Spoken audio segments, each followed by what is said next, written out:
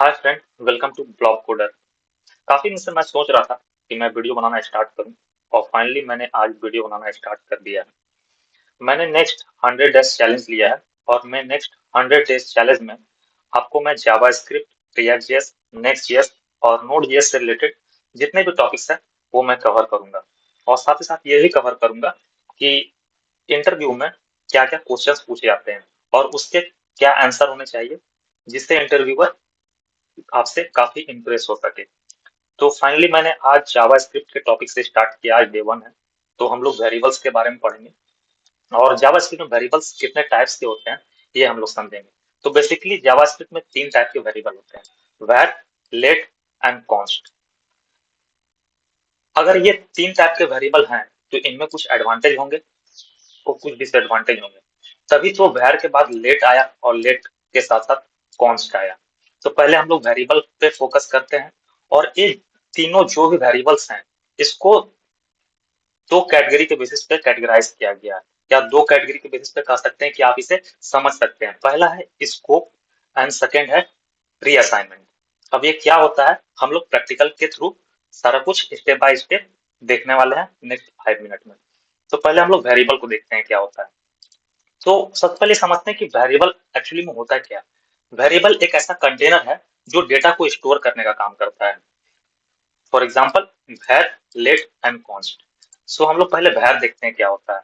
अगर सपोज हम लोग एक वेरिएबल डिक्लेयर करते हैं with a keyword var name equal to Sumit. अगर मैं इसको प्रिंट करूंगा, कंसोल करता हूँ नेम को, तो क्या प्रिंट होगा? सुमित। इसको मैं छोटा कर लेता हूँ, कंसोल में देखते हैं क्या प्रिंट हुआ। सुमित प्रिंट हो रहा है। सपोज मैंने कहा कि var एक ग्लोबल इसको वेरिएबल है। कैसे? अगर इसको मैं प्रूफ करने की कोशिश करूं तो कैसे प्रूफ कर सकते हैं? एक फंक्शन क्रिएट करते हैं। फंक्शन क्रिएट किया मैंने डेमो के नेम से और इसके अंदर मैं एक कंडीशन पास करता हूँ 1 = 1, दैट मीन्स ट्रू। और इसके अंदर ये तो पहला था, सेकंड था रीअसाइनमेंट। अगर सपोज मैं ये चाहता हूँ, इसको मैं कमेंट कर देता हूँ और मैं ये चाहता हूँ कि सेम नेम की में अगर मैं अमित पास कर दूं तो क्या होगा।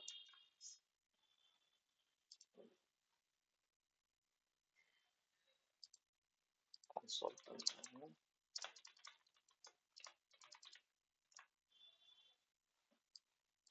तो रीअसाइन हो गया। पहले मैंने नेम में सुमित असाइन किया था, फिर रीअसाइन किया नेम इक्वल टू अमित। तो नेम में क्या हुआ कि अमित, उसको ओवरराइट कर दिया। दैट मीन्स मुझे ये क्या पता चला कि var जो होता है ना वो म्यूटेबल होता है, उसके वैल्यू को रीअसाइन किया जा सकता है। अब एक होता है रीडिक्लेयर। अगर सपोज मैं क्या करूं कि फिर से var इक्वल टू नेम मैं अमित पास कर देता हूं और फिर अगर पहले मैंने डिक्लेयर किया था, पहले मैंने var में सुमित डिक्लेयर किया था और फिर बाद में मैंने नेम में अमित डिक्लेयर किया। तो ये क्या किया कि पुराने वाले सुमित जो मैंने डिक्लेयर किया था उसको रिप्लेस कर दिया अमित से।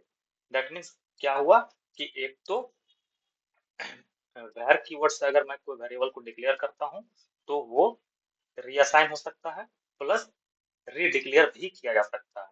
तो हमने क्या समझा कि var ग्लोबल स्कोप होता है, var कीवर्ड के थ्रू हम रीअसाइन कर सकते हैं, प्लस var कीवर्ड में हम लोग रीडिक्लेयर भी कर सकते हैं। अब बात करते हैं लेट का। और एक चीज, पहले जब जावास्क्रिप्ट आया था ना तो सिर्फ var कीवर्ड था। बाद में जब ECMAScript 6 आया तो लेट इंट्रोड्यूस हुआ। अब एक चीज देखो आप कि अगर अच्छा, लेट से बात करने से पहले var में एक और चीज देखते हैं कि क्यों बड़े प्रोजेक्ट्स में var यूज नहीं करने चाहिए।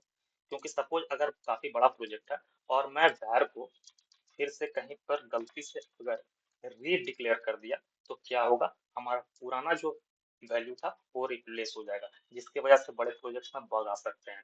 इसलिए var को कम यूज किया जाता है आजकल। जब आप देखते होगे कि आप रिएक्ट जेएस, नेक्स्ट.js पढ़ रहे हो, नोड पढ़ रहे हो, तो ज्यादातर उसमें कॉन्स्ट यूज होता है। क्यों कॉन्स्ट यूज होता है या लेट यूज होता है ये हम लोग आगे देखेंगे जब लेट के बारे में समझेंगे तो। चलिए तो अब लेट के बारे में समझते हैं। अब जो मैंने var से डिक्लेयर किया था ना, इसको मैं कीवर्ड को चेंज कर देता हूँ लेट से। अब मैं प्रिंट करके देखता हूँ कि क्या प्रिंट हो रहा है। सुमित प्रिंट हुआ, ठीक है। तो var होता है ग्लोबल स्केप और लेट होता है ब्लॉक स्कोप। तो अब ब्लॉक स्कोप कैसे होता है, इसको प्रूव करने के लिए क्या करेंगे कि हम लोग इस नेम को ना, इस लेट को इस एक वाले ब्लॉक के अंदर हम लोग एक्सेस करते हैं इसको। अभी क्या प्रिंट होना चाहिए, सुमित प्रिंट होना चाहिए। क्यों, क्योंकि ये एक ब्लॉक के अंदर है, बिल्कुल प्रिंट होगा।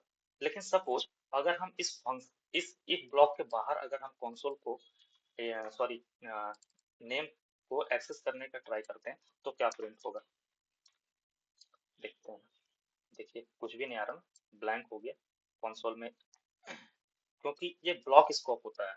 और हम लोग क्या होता है कि इस if ब्लॉक के बाहर हम लोग लेट कीवर्ड से डिक्लेयर किया हुआ वेरिएबल को हम लोग एक्सेस नहीं कर सकते हैं, इसलिए एक्सेस नहीं हुआ। इसको मैं अगर एक ब्लॉक के अंदर लिख दूंगा ना, तो यहाँ पर प्रिंट होने लगेगा, कंसोल होने लगेगा। देखो प्रिंट कंसोल होने लगा ना। तो इससे क्या पता चला कि लेट कीवर्ड से डिफाइन किया हुआ कोई वेरिएबल ना, वो ब्लॉक स्कोप होता है। तो एक तो ये पहला चीज आपको पता चला। Second, reassignment. हम लोग रीअसाइन करके देखते हैं। इसको कॉपी करता हूँ, इसको कमेंट कर देते हैं।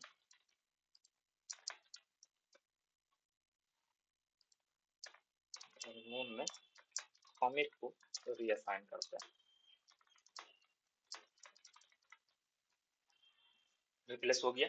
दैट मीन्स क्या पता चला कि ये हम लोग लेट कीवर्ड से अगर कोई वेरिएबल को डिक्लेयर करते हैं तो उसमें दूसरे किसी वैल्यू को रीअसाइन कर सकते हैं। अब री डिक्लेयर करके देखते हैं क्या होता है। देखिए एरर थ्रो करने लगा। हम लोग अगर लेट कीवर्ड के थ्रू किसी वेरिएबल को डिक्लेयर करते हैं ना, तो उसमें री डिक्लेयर नहीं कर सकते। दैट मीन्स क्या पता चला तीन चीज में से कि फर्स्ट, लेट जो होता है वो ब्लॉक स्कोप वेरिएबल होता है।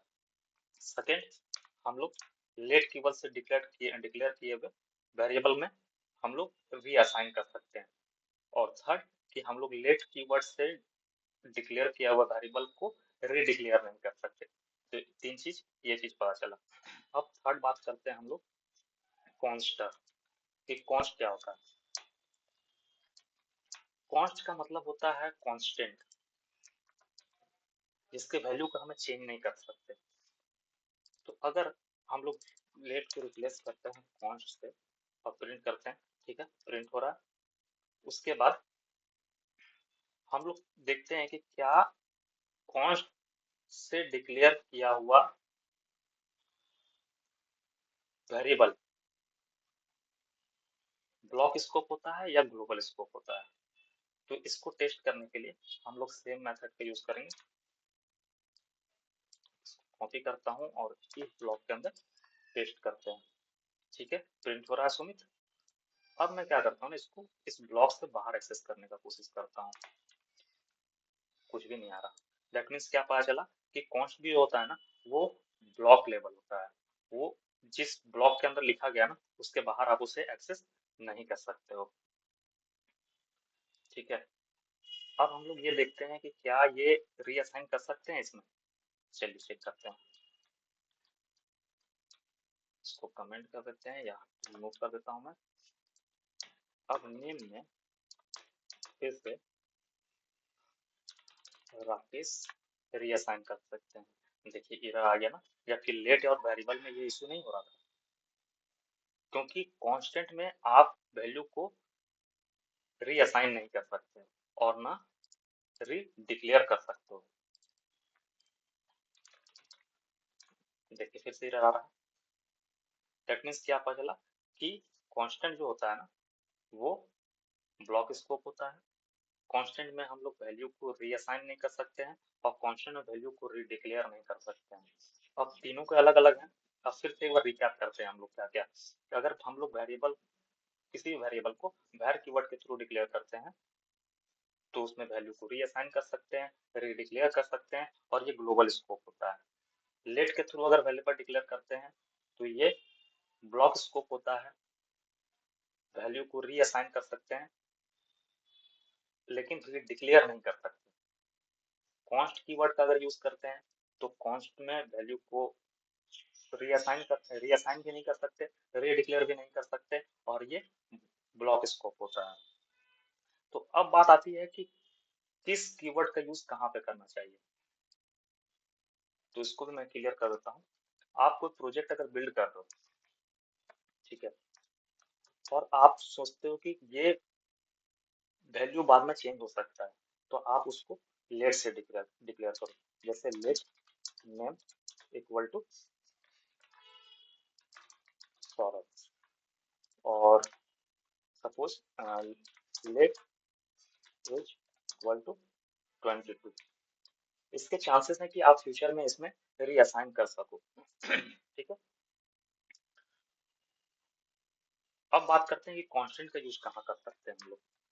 ऐसा वैल्यू जो ना तो रीअसाइन हो सके और ना री डिक्लेयर हो सके। क्या हो सकता है वो चीज? किसी भी एपीआई का बेस यूआरएल हो सकता है, जैसे कॉन्स्ट बेस यूआरएल। एग्जांपल के लिए https://api.example.com, इसको स्ट्रिंग में रखते हैं।